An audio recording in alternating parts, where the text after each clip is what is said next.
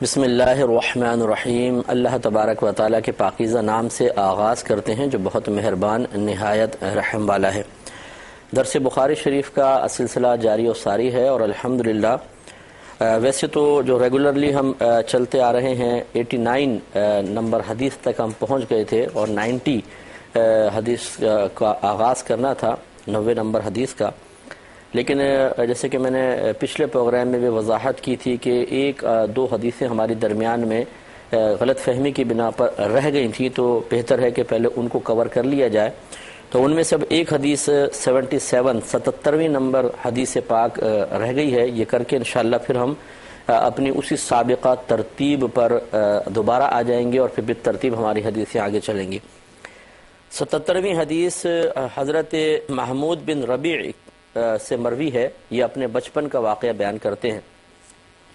اور آپ کو یاد ہوگا کہ شاید یاد ہو کہ اس میں جو امام بخاری رحمۃ اللہ علیہ نے باب قائم کیا ہے وہ تھا کہ بابو متى یصح السماع الصغیر، کہ کم سن یعنی چھوٹے بچے کا سماع حدیث کب صحیح ہوتا ہے۔ گویا کہ اس میں محدثین کا اختلاف ہوا کہ اگر کوئی چھوٹے صحابی ہیں وہ اپنے بچپن کا واقعہ نبی کریم صلی اللہ علیہ وسلم کی کوئی بات بڑے ہو کر بیان کرتے ہیں تو کیا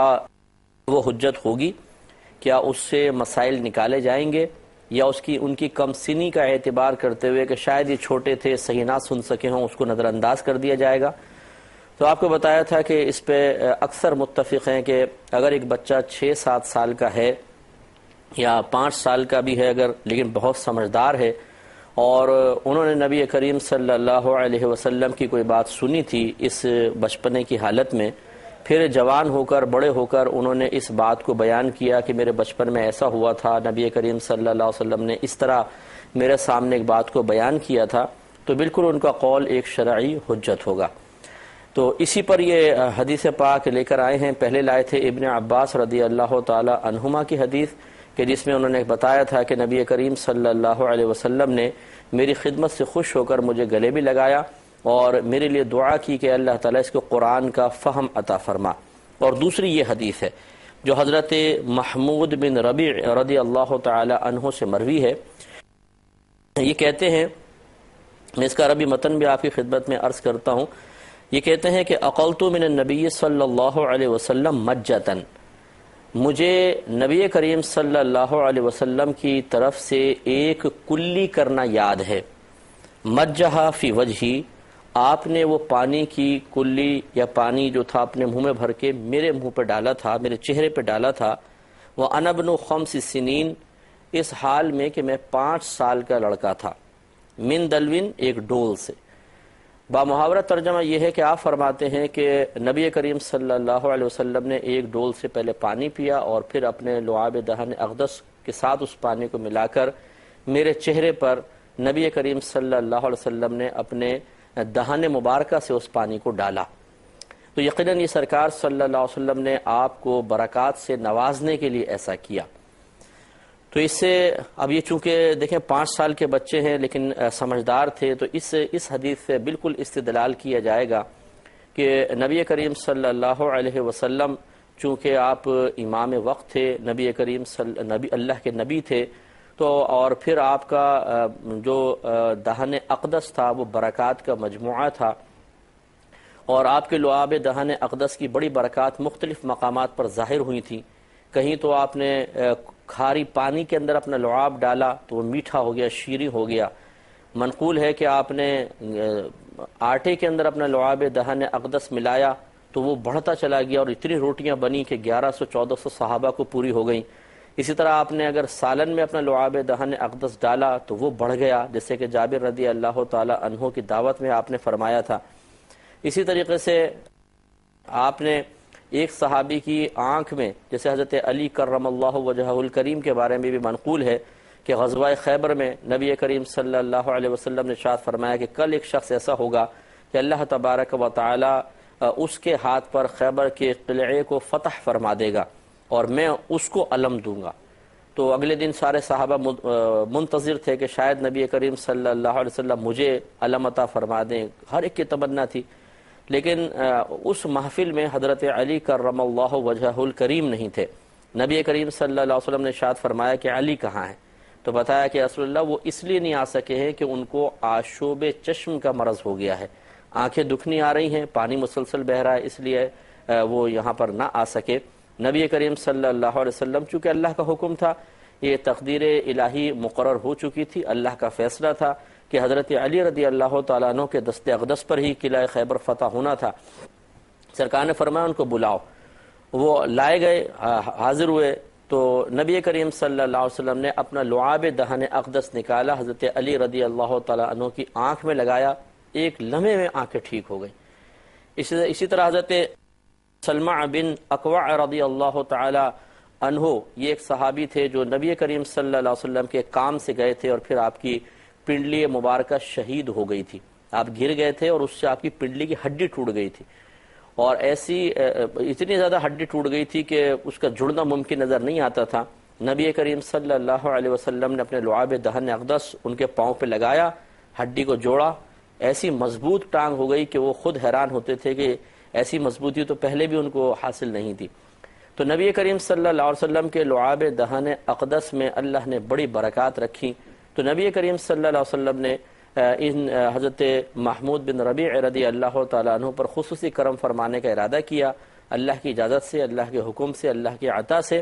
اور آپ نے پانی کی منہ میں پانی بھرا اور وہ ان کے چہرے کے اوپر ڈالا۔ ویسے اگر کوئی شخص کرتا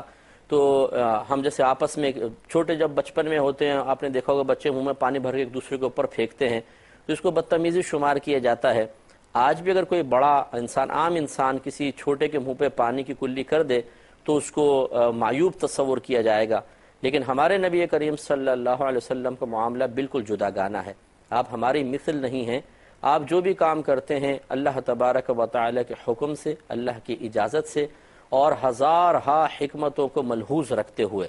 آداب تو آپ کی بارگاہ سے ادب سیکھتے ہیں، تو معاذ اللہ ثم معاذ اللہ آپ سے کسی بے ادبی کا صدور ہونا یہ بالکل محال ہے، تو ذرہ برابر بھی کوئی دل میں خدا نخواستہ منفی خیال مرتب نہ ہو۔ نبی کریم صلی اللہ علیہ وسلم نے جو کچھ کیا وہ اللہ کے حکم سے کیا، اور یہ صحابی فخراً بتایا کرتے تھے کہ سرکار نے میرے چہرے مبارکہ پر اپنا دہن اقدس کا پانی ڈالا ہے۔ تو یہ کوئی معاذ اللہ ثم معاذ اللہ کوئی ایسا نہیں تھا کہ وہ اس میں اپنے لیے ذلت محسوس کریں، بے عزتی محسوس کریں، گلٹی فیل کریں، لوگ ان پہ ہنس پڑے ہوں، نہیں، بلکہ دیکھیے انشاءاللہ آگے کتاب الوضو کے اندر آپ یہ دیکھیں گے کہ صحابہ کرام علیہم رضوان نبی کریم صلی اللہ علیہ وسلم کے جسم اقدس سے وضو کا جو پانی ٹپک رہا ہوتا تھا اسے زمین تک نہیں پہنچنے دیتے تھے۔ جیسے آپ چہرہ دھوتے یوں نیچے ہاتھ کرتے، وہ سارا پانی لے کے اپنے چہروں پہ ملتے تھے اور اس سے برکات حاصل کرتے تھے، یہ انشاءاللہ آگے آئے گا۔ اسی طرح آپ جب وضو میں کلی فرماتے تھے تو اس پانی کو زمین پہ نہیں گرنے دیتے تھے اور برکت کے لیے اسے ہاتھوں پہ لیتے، اسے جسم سے ملتے تھے، کیونکہ یہ تو آپ قیاس ہی نہ کریں، جیسے ہمارا منہ ہوتا ہے ایسے نبی کریم صلی اللہ علیہ وسلم کے دہن اقدس کو گمان کرنا انتہائی درجے کی جہالت ہے۔ آپ کا جسم مہکتا تھا، کسی نے کبھی بھی آپ سے کوئی منفی چیز محسوس نہیں کی، آپ کا پسینہ مبارکہ اتنا خوشبودار تھا کہ صحابہ کرام علیہم رضوان کہتے ہیں کہ جس گلی سے نبی کریم صلی اللہ علیہ وسلم گزر جایا کرتے تھے وہ گلی مہک جایا کرتی تھی، اور ہم آپ کے پسینے کی خوشبو سے پہچان لیتے تھے کہ اس گلی سے ابھی نبی کریم صلی اللہ علیہ وسلم گزرے ہیں۔ تو اللہ تعالیٰ نے آپ کو ظاہری آلائشوں سے، گندگیوں سے، جراثیم سے، بیکٹیریاز سے بالکل ایسا محفوظ اور پاک و صاف رکھا ہے کہ آپ کو اپنے اوپر قیاس کرنا یہ ایک جہالت ہوگا، جس سے ہمارے ساتھ مختلف مسائل ہوتے ہیں، سرکار کے ساتھ نہیں تھے۔ اتنی تشریح و توضیح اس لیے میں نے کی ہے کہ خدا نخواستہ نبی کریم صلی اللہ علیہ وسلم کے لیے کسی قسم کا منفی خیال شیطان ہمارے قلب میں نہ ڈال سکے۔ لیکن یہ میں ضرور آپ کی خدمت میں عرض کروں گا کہ اس قسم کے احادیث کو دلیل بنا کر ایسا نہیں ہو سکتا کہ آج کوئی شخص منہ میں کلیاں بھر کے اور بچوں کے منہ کے اوپر پھینکنا شروع کر دے، یہ مناسب نہیں ہے۔ وہ ہمارے نبی کریم صلی اللہ علیہ وسلم تھے، اور یہ آپ کی زندگی مبارکہ میں کوئی ایک یا دو واقعات ہوئے ہوں گے، ایسا تو نہیں کہ ہر ایک کے چہرے پہ آپ کلیاں کر رہے تھے، بلکہ یہ ہمارے نبی کریم صلی اللہ علیہ وسلم نے یقیناً اللہ تعالیٰ کے حکم سے، اللہ تعالیٰ کی اجازت سے ایسا معاملہ کیا، اور اسی لیے اور یہ کوئی آپ کی عادت مستمرہ نہیں تھی، دائمی عادت نہیں تھی کہ ہر ایک کو اس طرح آپ کر رہے ہوں، تو کبھی کبھار یہ واقعہ ہوا، تو بہرحال ہوا ضرور۔ اب اگر کوئی یہ دلیل بنا لے کہ جی میں ایک عالم ہوں، میں بھی اسی طرح کلی کر منہ میں پانی بھر کے بچوں کے منہ پہ کلیاں ڈالوں برکت کے لیے، یا کوئی مفتی صاحب سوچیں، یا بہت ہی معذرت کے ساتھ کہ کوئی پیر صاحب یہ سوچیں کہ جی میں کلی کر دیتا ہوں اپنے مریدین کے چہرے پہ برکت کے لیے، اور اس کو بطور دلیل پیش کریں، تو بہت معذرت کے ساتھ کہ ہمارے منہ میں اور نبی کریم صلی اللہ علیہ وسلم کے دہن اقدس میں بہت بڑا فرق ہے۔ اپنے آپ کو نبی کریم صلی اللہ علیہ وسلم پر اور آپ کو اپنے اوپر قیاس کرتے ہوئے اس قسم کی آپ کے اعمال و افعال کو اپنانا یہ مناسب نہیں ہے۔ یہ نبی کریم صلی اللہ علیہ وسلم کی خصوصیات میں سے رہنے دیا جائے تو بہت ہی بہتر ہے، کیونکہ یقینی سی بات ہے کہ ہر شخص ایسا صاف دہن والا نہیں ہوتا ہے، اور ہمارے ساتھ علائشیں ہیں، مختلف قسم کے عوارضات ہیں، وہ نبی کریم صلی اللہ علیہ وسلم ہیں۔ پھر وہ سرکار کا چونکہ دہن اقدس، پھر آپ کا لعاب مبارکہ کی برکات، تو جس پہ آپ کر رہے ہیں وہ بھی کوئی مطلب برا محسوس نہیں کر رہا ہے، بلکہ فخر کر رہا ہے، برکت حاصل کر رہا ہے۔ یہاں پر ہو سکتا ہے کہ اگر کوئی شخص کسی کے اوپر کرے، بالفرض ایک بڑے شیخ ہیں، کوئی پیر صاحب ہیں، وہ کر رہے ہیں، تو ایک تو دیکھنے والے کراہت محسوس کرتے ہیں، کیونکہ ہر ایک کے قلب میں اتنی عقیدت ہوتی نہیں ہے، اور نہ ہر ایک اس چیز کو لائک کرتا ہے، پسند کرتا ہے۔ وہ صحابہ کرام سرکار سے عشق کرتے تھے، ان کی الگ کیفیات تھیں، الگ طبیعتیں تھیں، ان میں نبی کریم صلی اللہ علیہ وسلم کا وہ عمل کرنا بالکل زیبا تھا اور کوئی مسئلہ نہیں تھا۔ لیکن آج کل کے دور میں اعلانیہ طور پہ سب بیٹھے ہوں، کسی ایک کے منہ پہ کلی تو کر کے دیکھیں، ہو سکتا ہے کہ لوگ پیر صاحب سے بدظن ہو جائیں، یار یہ کیا کلیاں کر رہے ہیں چہرے کے اوپر، بھائی عجیب و غریب پیر صاحب ہیں۔ تو اس لیے اس قسم کے معاملات کو اپنے لیے ایک دلیل بناتے ہوئے اور عمل پیرا ہونے کی کوشش کرنا قطعاً غیر مناسب ہے، اس سے اجتناب کرنا چاہیے۔ تو بیان کرنے کا مقصود صرف ایک حدیث کا بیان ہے، کیونکہ ترتیب میں آ رہی تھی، کوئی ترغیب دینا مقصود نہیں ہے۔ جو اس سے ہمیں سبق حاصل ہو رہا تھا وہ آپ کو بتا دیا۔ ہاں، اس سے یہ ضرور ثابت ہوا کہ نبی کریم صلی اللہ علیہ وسلم کے جسم اقدس سے جو بھی چیز مس ہو جاتی ہے، ٹچ ہو جاتی ہے، ٹچ کر لیتی ہے سرکار کو، یا آپ اس کو مس فرما دیتے ہیں، ٹچ کر لیتے ہیں، وہ برکات کا مجموعہ بن جاتی ہے، اور اللہ تعالیٰ اس سے بے شمار لوگوں کو برکات عطا فرماتا ہے۔ اس سے اکابرین کے تبرکات کی برکات بھی ظاہر ہوتی ہے، کہ جہاں جہاں اکابرین اپنے قدم رکھتے ہیں، بیٹھتے ہیں، چھوتے ہیں کسی چیز کو، تو ان میں برکتیں بالکل پیدا ہوتی ہیں، اللہ تعالیٰ کی طرف سے ہوتی ہیں۔ تو ان مقامات سے برکات حاصل کرنے کے لیے کوشش کرنا، اس میں شرعاً کوئی حرج نہیں ہے۔ یہ تصور خود نبی کریم صلی اللہ علیہ وسلم اپنے صحابہ کرام علیہم رضوان کے ساتھ مختلف معاملات کر کے اپنی امت کو فراہم کر رہے ہیں۔ تو اس کو غلط تصور کرنا، شاید یہ سوچنا کہ شاید یہ بعد میں کسی مولویوں کی ایجاد ہے، ایسا نہیں ہے۔ اور انشاءاللہ بھی آپ دیکھیں، یہ بخاری بہت ہی پیاری کتاب ہے، اور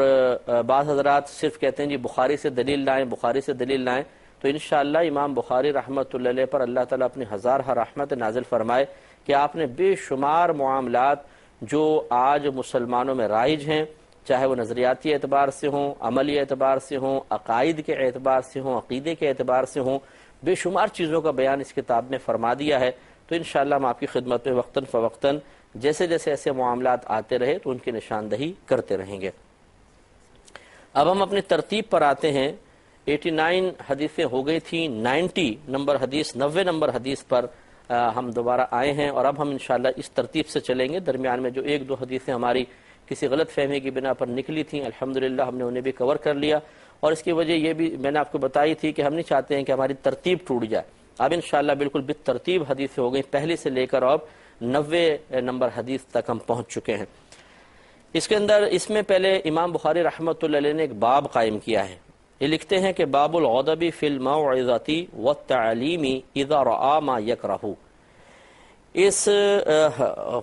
غضبناک ہو جانے کا باب، نصیحت کرنے کے سلسلے میں اور کسی کو علم سکھانے کے سلسلے میں، جب کہ تعلیم دینے والا، علم سکھانے والا ایسی چیز کو دیکھے جو ناپسندیدہ ہے۔ تو اس میں یہ حدیث پاک لے کر آئے ہیں۔ اس کے راوی ہیں حضرت مسعود انصاری، ابو حضرت قیس بن ابی حازم نے اس کو روایت کیا ہے، اور ابو مسعود انصاری سے روایت ہے۔ یہ کہتے ہیں کہ ایک شخص نے نبی کریم صلی اللہ علیہ وسلم کی خدمت میں حاضر ہو کے عرض کی، یا رسول اللہ صلی اللہ علیہ وسلم، میں فلاں شخص کی لمبی نماز پڑھانے کی وجہ سے جماعت سے نماز کو نہیں پا سکتا۔ تو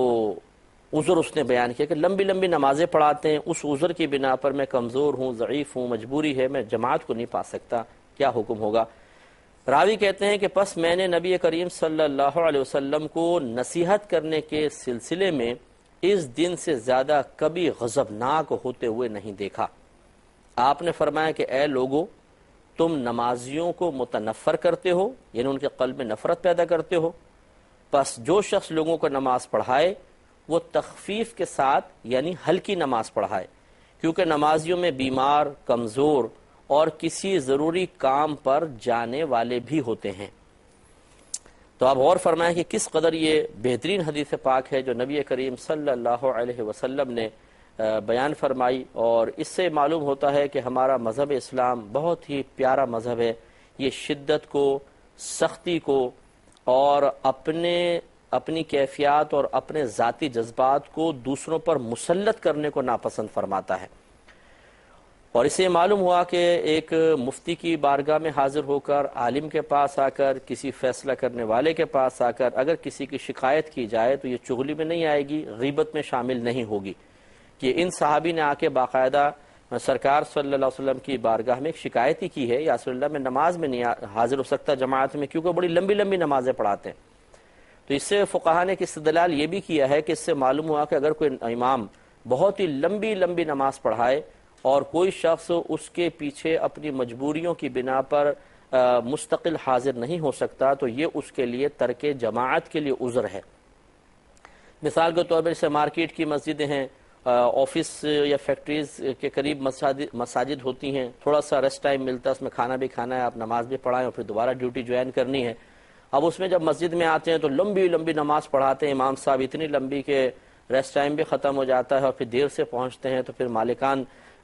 سختی کرتے ہیں۔ ایسی صورت میں انسان جماعت کو ترک کر دے تو اس کا وبال امام پر ہوگا، اس شخص پر نہیں ہوگا۔ تو خلاصہ کلام یہ ہے کہ دو باتیں اس سے معلوم ہوئی۔ پہلی بات تو یہاں تک دو باتیں معلوم ہوئی۔ پہلی بات یہ کہ کسی عالم اور حاکم